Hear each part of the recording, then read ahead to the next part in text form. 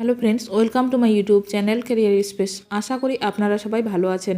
আজকে এই মুহূর্তে নিয়োগ সংক্রান্ত বিষয় নিয়ে যে সবচেয়ে গুরুত্বপূর্ণ আপডেট উঠে এসেছে, বিস্তারিত সেই সম্পর্কে আলোচনা করব। তাই ভিডিওটি অবশ্যই শেষ পর্যন্ত দেখবেন, না হলে কিছু গুরুত্বপূর্ণ তথ্য মিস করতে পারেন। যারা চ্যানেলে নতুন তারা চ্যানেলটিকে সাবস্ক্রাইব করে পাশে থাকা বেল বাটনে প্রেস করে অল নোটিফিকেশানটিকে অন করে রাখবেন, কারণ এমন ধরনের লেটেস্ট আপডেট নিয়ে এই চ্যানেলে সবসময় ভিডিও আপলোড করা হয়ে থাকে। পোর্টাল চালু করে কী লাভ হলো? অবিলম্বে শিক্ষকদের বদলি প্রক্রিয়া নিয়ে পদক্ষেপের দাবি। বারবার দাবি তুলে ধরার পর মিউচুয়াল ট্রান্সফার প্রক্রিয়া চালুর কথা ঘোষণা করেছে শিক্ষা দপ্তর। এজন্য শিক্ষা দপ্তরকে অভিনন্দন জানিয়েছে বিভিন্ন শিক্ষক সংগঠন। কিন্তু 3রা জানুয়ারির নোটিশ প্রকাশের পর এখনও পর্যন্ত পেন্ডিং অথবা আন্ডার প্রসেসিং একইভাবে রয়েছে। বদলি প্রক্রিয়া সম্পন্ন করার কোনো পদক্ষেপ নেওয়া হচ্ছে না।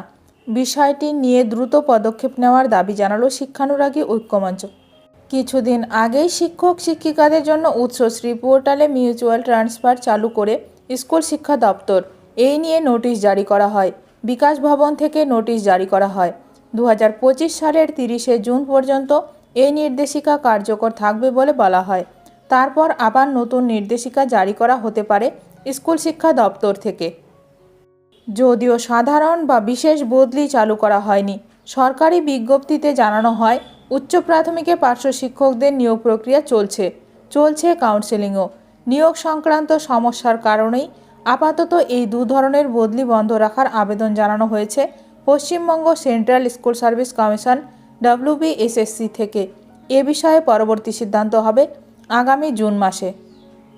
শিক্ষানুরাগী ঐক্যমঞ্চের সাধারণ সম্পাদক কিঙ্কর অধিকারী বলেন, দাবি মেনে মিউচুয়াল ট্রান্সফার প্রক্রিয়া চালুর কথা ঘোষণা করা হলো, অথচ 3রা জানুয়ারির নোটিশ প্রকাশের পর এখনও পর্যন্ত পেন্ডিং অথবা আন্ডার প্রসেসিং একইভাবে রয়েছে।